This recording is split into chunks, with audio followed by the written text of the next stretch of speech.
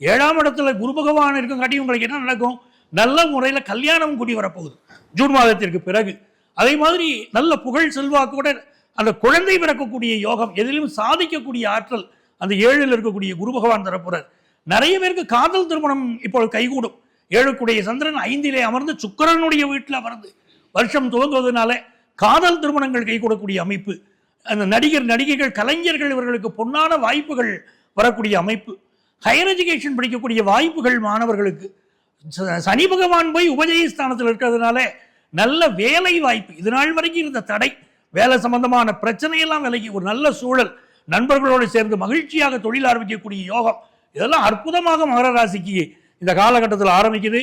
இவர்கள் வழிபட வேண்டிய தெய்வம் நெல்லையப்பர். இந்த நெல்லையப்ப சுவாமியை சென்று வழிபாடு செய்யணும். காந்திமதி நெல்லையப்பரை சென்று வழிபடுகிற போது, பிரதோஷ நேரத்தில் இந்த கோயிலுக்கு போயிட்டு வருகிற போது பெரிய வளர்ச்சியை மகர ராசிக்காரங்க இந்த ஆண்டு பார்ப்பாங்க.